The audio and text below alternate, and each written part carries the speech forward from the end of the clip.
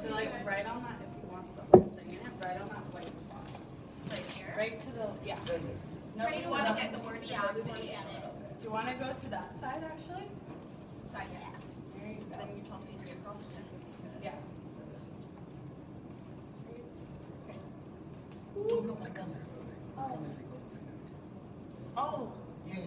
Okay. How about the other way? Try and look over here a little bit. Careful.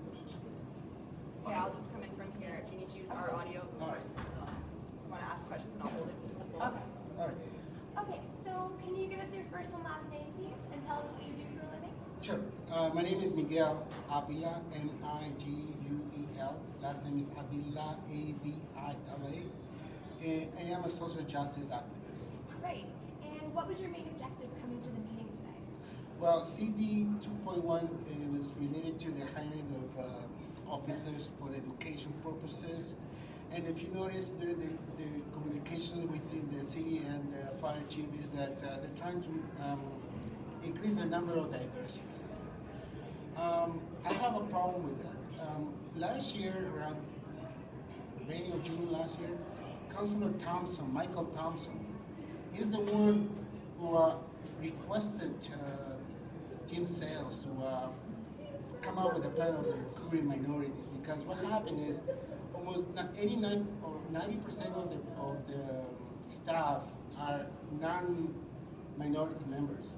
So there was a discrepancy on the number of people from minority groups.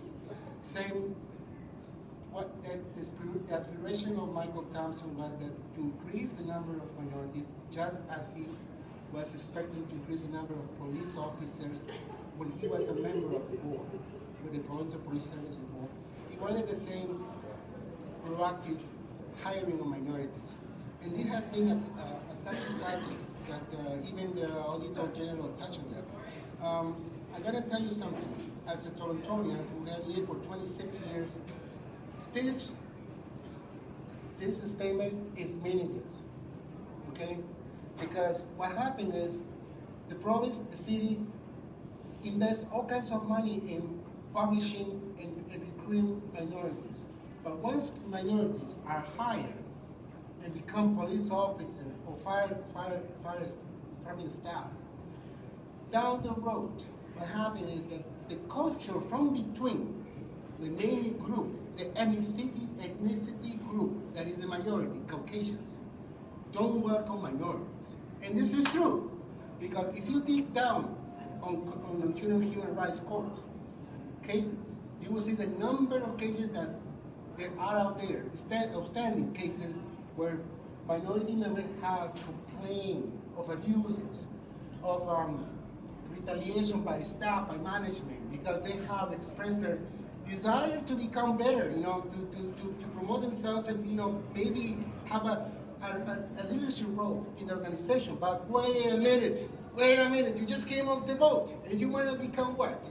One of our leaders in our group? Come on, we came 300 years ago, but you know what? I'm an Aboriginal. I'm from this land. I'm from this land. I came before the Mayflower. So I have more rights than someone who came from Europe. I don't want to say something bad about my white friends. I know I respect them, I love them. I have so many white friends, but you know what happened is the politics, internal politics in the management, is that makes this city to look bad. I'm sorry, but we need to. I had to speak this matter because it affects me. It affects me personally when I worked for the Toronto Zoo, and I was let go in 2009. And I was thrown under the bus, but even my union didn't support me. So you see, all this blah blah blah about hiring minorities doesn't have teeth. It doesn't have the teeth because once the culture is the overall domain group, they make the life impossible for minority members. And that's the point I wanted to come today. Secondly, I wanted to speak about my building, 220 Oak Street. 220 Oak Street has a reputation of being one of the high-profile buildings in the city of Toronto where a number of calls are logged with 311, with 911 because of fire alarms that are mainly found to be false. As you hear, Jim Sales talking about how is he dealing with people with mental illness when, you know, because unfortunately, some people, they have found a joy in putting down the fire alarm, and they create an issue because they come to the building and they find there's nothing to be there. There's no reason to be there. So we had to educate our tenants, and unfortunately there were two members of the TCSG board at that meeting of Community Development Recreation Committee who couldn't say, yes, Miguel, we welcome your suggestion. Maybe we need to educate our tenants. Because remember, it costs about $700 or more to bring a crew of 3 trucks, fire trucks, and their staff to a building, and this is adding up to the tab.